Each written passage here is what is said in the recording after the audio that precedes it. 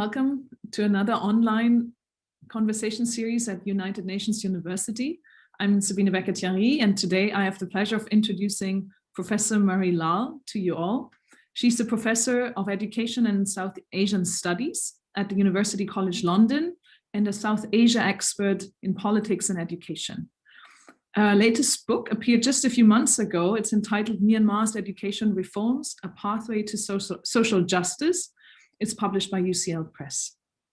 Thank you all for watching tonight, and we also hope that participants in Myanmar are able to follow this event. We will discuss with Marie for about 15-20 minutes and then turn to you for questions. So please type your questions into the chat box at any time, and we'll do our best to pick it up during Q&A. Marie, the military seized power on 1st of February in Myanmar, and the day the newly elected parliamentarians were expected to take their seats. For many of us watching from afar, it was a shocking backslide for a country that was taking steps towards democracy. We also know there have been allegations of fraud, but was that coup by the military necessary? No, actually, in my view, personally, I don't think it was necessary. And the reason for that is that this is all about the 2008 Constitution. The entire thing goes back to that one document. And the 2008 Constitution, just very briefly, for those of you who might not know about this, is part of a 7-step roadmap that was started by Kin Yunt, General Kin Yunt, who was part of the original junta in around 2003, 2004. And the idea of creating this constitution was it as a pathway towards a disciplined, quote unquote, democracy. And in that constitution, the military reserves 25% of all seats in all parliaments. That means upper house, lower house, regions and states for the military. And it keeps 3 key ministries: Home Ministry, Border Affairs and Military Affairs. And what that means is that, in effect, the military had power. And we have to understand that the military, the Tatmadaw, is the glue of the nation. It sees itself as the glue of the nation, and it's very much perceived by a lot of people as the stalwart to keep Myanmar together. And with that, they have kept a central part of Myanmar politics in their control. And we had obviously the elections in 2010, which brought in the first civilianized government under President Thein Sein, which started the reform process. But the military was very much a part of it. And then we had the elections in 2015, and the NLD won. But a very key thing happened at that point. When Aung San Suu Kyi won the elections, she went to Senior General Tan Shwe and effectively got his blessings in quotation marks. There was a conversation, which is private, which happened at that point in time, where there was an agreement that she would lead the nation with her democratically elected NLD party. And then we had the elections in 2020, and as you said correctly, there were allegations of fraud. The USDP party, which is the party that was in power between 2011 and 2015, it did very badly. It did not get the kind of seats that it was expecting. They brought allegations of fraud. And the first thing the Tatmadaw did, I was very proud of the Tatmadaw at that point, they said it's the Election Commission's issue. And the Election Commission then was tasked to investigate. When they did not, or when they said there was no fraud, the Tatmadaw went to the parliament, and the parliament said, we're busy with something else. And then they asked for the National Defense and Security Council to sit, where they have a majority, because they expected at that point to delay the start of parliament until these fraud allegations had been investigated. Now, the thing is, the fraud allegations there are issues with the voter list, but the fraud allegations are a smokescreen for bigger issues.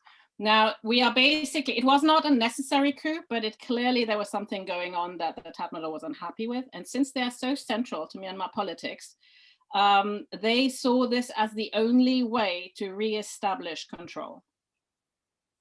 So in other words, the NLD or Aung San Suu Kyi did not violate the constitution at all.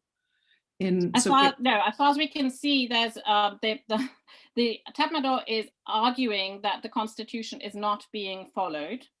The NLD and Aung San Suu Kyi will argue that they are following the constitution. This 2008 constitution was accepted by the NLD and by the wider electorate, even though it means that there was a kind of power sharing arrangement where the Tatmadaw was dealing with its things and the NLD or the government was dealing with the reform processes. But the issue here is between basically the government wanting to sit because it had won the elections with 83% of the vote, and the Tatmadaw feeling that it was being sidelined in terms of its central position, that it was no longer the kind of original power sharing agreement. Their views were not being taken into account in the way that they would have expected. Aung San Suu Kyi's relationship with General Min Aung Hlaing, the chief of staff, have been deteriorating. They apparently haven't met for over a year. My understanding is from speaking to people in the country that there were negotiations in the days prior to the coup, and that the Tatmadaw was willing to have a kind of compromise solution. The NLD and Aung San Suu Kyi in particular are not known to go for compromise solutions. Perhaps a discussion at that point on how to go forward would have been necessary, sort of very much in the way that Aung San Suu Kyi had met Tan Shwe before taking power in 2015. That might have brought a different outcome. But given that there was this powering through, we will just continue on because we are right, that didn't go down well. That's where I see is the main problem between the Tatmadaw and the NLD. And I think the coup happened because General Min Aung Hlaing felt that if he didn't do it now, there was no other way of doing it later because he's due to retire in 6 months' time. So now Aung San Suu Kyi is back under house arrest. Déjà vu. We have mass protests on the streets. Déjà vu in 88, another year since then. But what is different with these mass protests today? What information do you have from Yangon, from Naypyidaw? Well, first of all, the protests the origin of the protests is quite different. If you look back to 88, and even if you go back to 2007, I'm taking 1990 out of the equation at the moment, but 88 and 2007, these always started as economic protests, which then morphed into pro-democracy protests. This one is very clearly one which is directly linked to what young people perceive as the elections having been stolen from them. And they are very much larger than 2007, and they're countrywide, and different ethnic groups are following into that as well. So you have protests in all parts of the country. I mean, I've had friends of mine from Myitkyina now who've been talking about the protests in Kachin State, and I've got friends in Shan State who've also been saying that far away from the capital. Yeah. And obviously there's what's going on in the capital, but you have four main groups. So you have what the press seems to be calling Generation Z.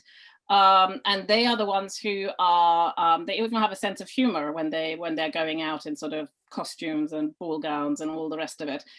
They also seem to be rather rude vis-a-vis the military, which is again very interesting because you normally don't speak to the military in these kind of words and tones. You have the 88 generation, which has tried in many ways to take a bit of a leading role, but they've been sort of slightly sidelined in this. The NLD, many people obviously who've been arrested from the NLD, but those who have not have been protesting as well. And most importantly and most interestingly is how the civil servants have reacted. So the civil disobedience movement, I understand from 88, from friends of mine who went through 88, that civil servants also protested, but when they were threatened with losing their jobs, many of them went back. Here it's a bit different because the capital is obviously separate in Naypyidaw, and so the protests in Naypyidaw are of a different kind of nature then, because it's not joining in together with the ordinary people. So the civil disobedience movement is complementary in many ways. The idea seems to be to lay the country still. Yesterday, the day before, we saw the car breakdown story where people parked their cars, put their bonnets up and couldn't be moved in order to not allow for police vans to be able to go through the streets in Yangon. So the protests are different from the previous times. If we take a step back at the last 10 years, if not more, often referred to as a decade of reform under NLD, Aung San Suu Kyi, a lot of movement has come into economics, into the peace process, but there also has been a lot of frustration among the population. What what is your understanding, and how does this influence also currently the protests and the expectations? So the decade of reforms falls into two parts. It falls into 2011 to 2015 under President Thein Sein, when really I would argue, and my books have argued, that really the large part of the reforms were taken forward in that period. Partly a lot of low-hanging fruit could be picked, which is great, but a lot of the movement forward, President Thein Sein came on the radio and said that he had three particular priorities. The first one was national reconciliation with the NLD, the second one was ethnic peace, and the third one was economic reform. And then later on he came up with a fourth, which was education reform. And a lot of the big heavy lifting was done at that particular point in time. Without that, the NLD would have never been able to come into power. The NLD inherited an incomplete reform process and continued, but actually re-centralized a lot of the power that had been sort of let down towards civil society and other organizations under President Thein Sein. And the last 5 years, particularly, I work in education, I've worked with the Ministry of Education, and I've been seeing the ministry under the generals, under President Thein Sein and under Aung San Suu Kyi. And really, the ministry, compared to under Thein Sein, the ministry under the NLD was able to, it was very difficult for them to do things. They had a huge program. They were trying to do too much at the same time, and the bureaucracy and the hierarchies were really stalling a lot of the reforms. My understanding is that it was very similar for the economic reforms. Things were much slower. People were getting a bit irritated. That doesn't mean that the NLD wasn't extremely popular. We saw that in the vote. People would support Aung San Suu Kyi for the sacrifices she has made, and the alternative, being a military-supported government, is not what they wanted. But that doesn't mean that everyone was happy, and the peace process fell aside totally. I mean, it's just totally fallen apart, which is why actually the Tatmadaw now under Min Aung Hlaing has said, we will take over the peace process again, and we will bring things forward. But in that, I just have to add, at the same time as the coup has happened, there has been further breaking of the national ceasefire agreement, nationwide ceasefire agreement, mainly in Karen state, but also in southern Shan state. So in how far there will actually be movement once the dust is settled, in terms of continuing on that peace process that was started under President Thein Sein, we will just have to wait and see. Maybe one last question from me before I look at the questions that are trickling in, and please continue sending in your questions from the audience. Can you briefly talk also about Aung San Suu Kyi as a leader in Myanmar? There seems to be quite a different picture of her in the international community or outside of Myanmar compared to inside Myanmar, where she is seen still as the leader, whereas outside, ever since she received the Nobel Peace Prize, the situation, the tide has turned. So Aung San Suu Kyi obviously had a very was in a very difficult position once she stepped out of house arrest. It's always easy to idealize people who are in jail or under house arrest and where they can't speak and you don't know what they're thinking. And in many ways, I think the West looked at her as this icon, this pro-democracy icon, who with her peaceful resistance, just by remaining under house arrest and refusing to leave the country, because she was offered, there was an offer for her to leave, and just staying there and just waiting out the time for the country. And then she steps out and she becomes a real live politician with opinions which don't necessarily match quite the way that the West had made it up to be. So there's that gap, and that gap obviously came out particularly with the issue of the Muslims in northern Rakhine, when we had the issue there where I think it was in 2017, it was between 600,000 and 700,000 refugees into Bangladesh. And obviously Aung San Suu Kyi didn't speak against what was going on there. She just said, we need to investigate, and there are terror attacks. And then she went to the International Court of Justice at The Hague to defend her government, not necessarily only the Tatmadaw, but her government, which was part of that, to say that there was no genocide. And that's when the West sort of lost faith in her in many ways. However, on the contrary, in Myanmar, this had the exact opposite effect, if anything. The fact that people were upset about the economy not growing the way they had expected and social justice issues not being addressed, the fact that she stood up to what was seen as the West and the outside bullying world that didn't understand the problems that Myanmar is going through, made her more popular. So when in Oxford, her portrait was taken down in that one college where she's been very close to her entire life, actually there were young people in the streets demonstrating with her portrait saying, they take your portrait down, we put your portrait up. So she was seen very much as, so all the sort of more economic reform mistakes paled away in light of her standing up to everyone.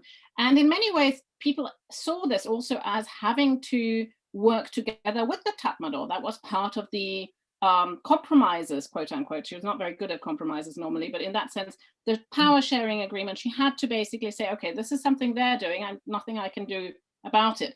I disagree with that slightly. I just want to say that had she would have been able to do not something about the violence, but she could have let United Nations and other agencies in to support the refugee population. And that was in her gift. And I think a lot of people don't realize that perhaps in her personally, when she looks at her largely Burma Buddhist support base, that she herself perhaps believes that, but definitely she would feel weakened if she took the side of minorities, especially Muslim minorities. So it's a very complex issue to try and summarize in what is 10 seconds, but I hope that sort of makes sense. Absolutely. I only add that the Special Rapporteur for the Secretary General, who's in Myanmar, also, of course, is regularly reporting and is quite concerned actually right now about what could happen any time. We know that not only recently, also in previous uprisings, there have been shootings. There could be, the situation could easily escalate. But for now, it has not been the case.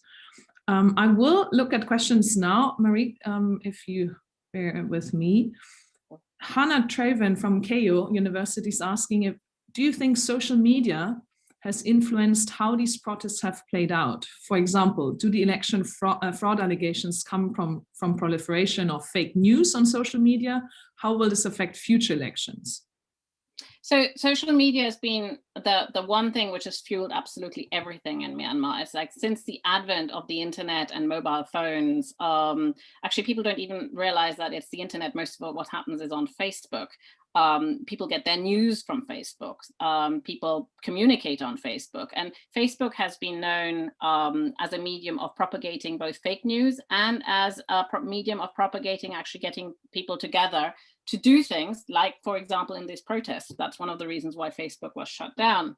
But in many ways, there has been an issue with fake news or Facebook being used for fake news. This also happened in 2017 when we had the anti-Muslim protests with people being accused of rape and arson and entire neighborhoods converging on one particular house. So Facebook is known to have propagated fake news across the country. And that has been a big issue. Now, with regards to the fraud allegations, the fact is that, let's be very clear, there are big issues with the voter lists, but that doesn't mean that there has been fraud. In fact, it's very unlikely that there's been any fraud, and there were enough people who watched these elections and could check them. And it's virtually impossible, even if you're registered in multiple places to go, to be able to vote in multiple places. Simply the logistics are perfectly impossible. But obviously, Facebook and social media was used to propagate that in certain quarters. And it was also used on the other side to propagate the counter allegations. So in many ways, social media is there to stay. And one of the reasons we're seeing Generation Z operating quite differently on the streets in Yangon is because they are using social media. The next question is from a Burmese student at GRIPS, also here in Tokyo, who one is saying that he and many of his friends believe that all Burmese need to regain their freedom soon. But his question is that most of the reforms, education reforms, and I'm expanding this to other reform processes, have also been strongly supported by international organizations and NGOs and international NGOs as well. So if this now the military situation continues, what is your prospect for Myanmar? What will happen to these reforms? So the government, which is the new government, which is being led by Min Aung Hlaing, is going to continue, or wants to continue with the reform processes. Obviously, they can't get a start to that until the protests abate. Largely, it's impossible to, if you can't move goods around, and if you can't get your ministries, your people to work in the ministries, then it's just becoming very, very difficult. What Min Aung Hlaing has done is he has appointed former ministers who were working under President Thein Sein and who were very effective at the reform processes. The difference here is that under President Thein Sein, the government came in with the goodwill of the nation and the goodwill of international development partners. It was a legal process. This is what has happened with the coup. It's clearly, from the international perspective, an illegal process. There's not going to be the same kind of goodwill. And domestically, well, I don't need to say anything, while there are people who will support the military dictatorship, the young people clearly don't, and large swaths of them don't. So I think the reform process can continue once the dust has settled, but it depends on how these protests are ended and how well or how quickly they're able to. If, for example, we have really a 1 year or 18 months roadmap, then I think the reforms can get picked up quite quickly again. But if the military entrenches itself, or if there's blood on the streets, then I think it's going to become more difficult. I think we have time for 2 or 3 more questions. We have actually many. Thank you very much for participating. Kanji Yamamoto is asking how the private corporations are dealing with the current situation: electricity cuts, uprisings, closures, lockdowns in the evening, and so forth. Do you have any updates from the ground? Yeah, some of my colleagues and friends are in touch virtually on a daily basis whenever the internet's working, which is not at night, but it's during the day generally. And in fact, the reason that the internet can't be cut during the day is because of COVID. A lot has moved online, and Myanmar has become actually quite advanced in terms of being able to do transactions online. It's been quite amazing in how things have shifted.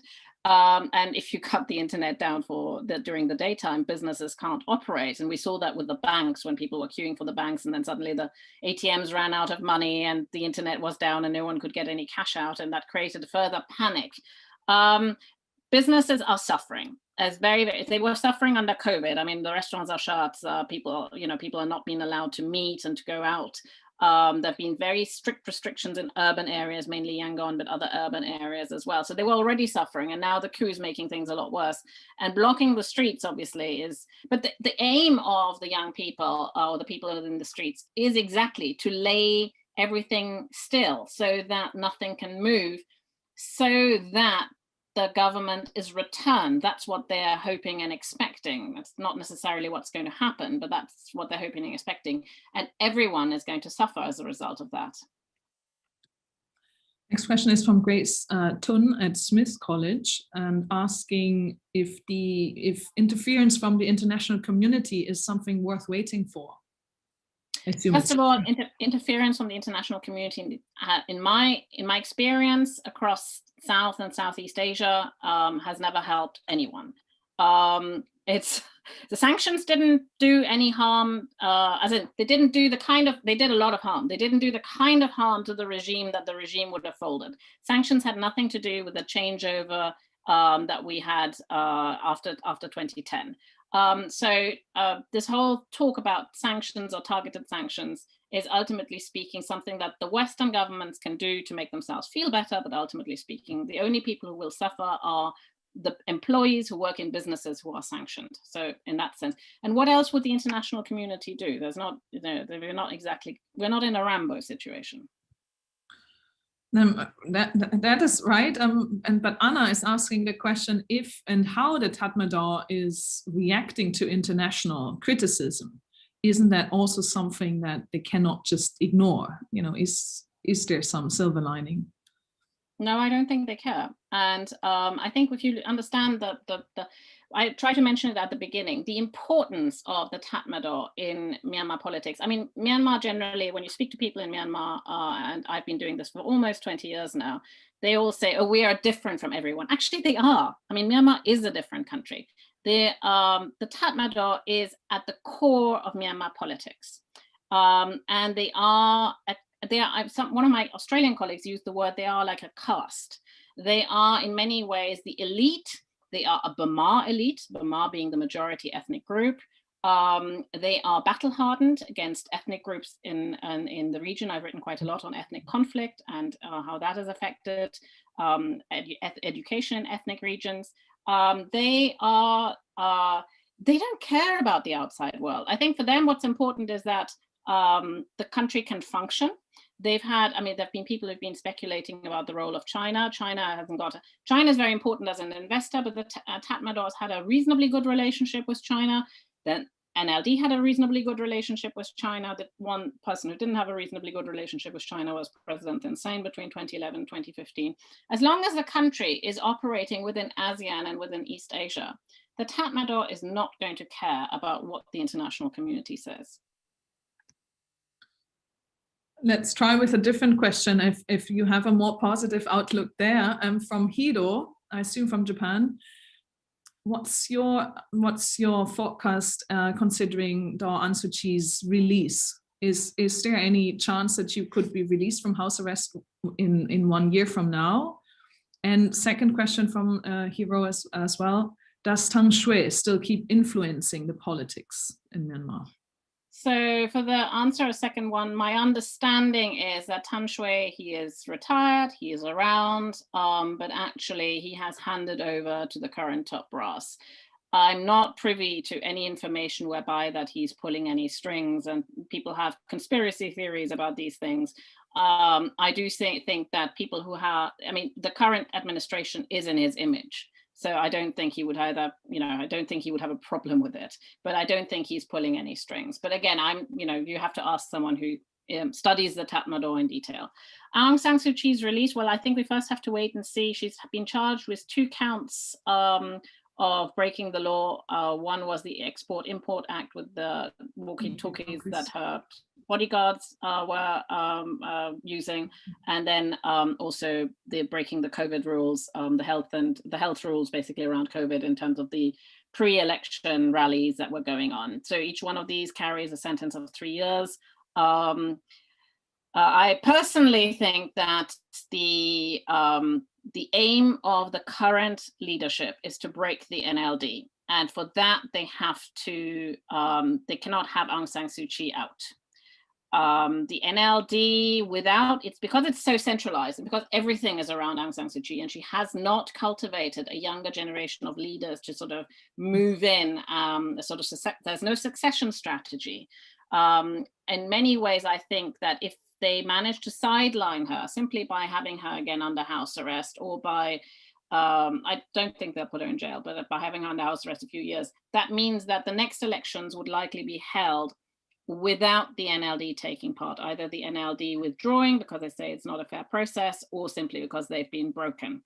I think I don't see a possibility, unless there were negotiations, which are not happening. I can't see a possibility of Aung San Suu Kyi being let go any earlier than what the minimum sentence is for at least one of these charges. Well, I think this was not the most optimistic outlook maybe that many of us would have liked to hear. I might be wrong. I might be wrong, and I'd be delighted to be wrong.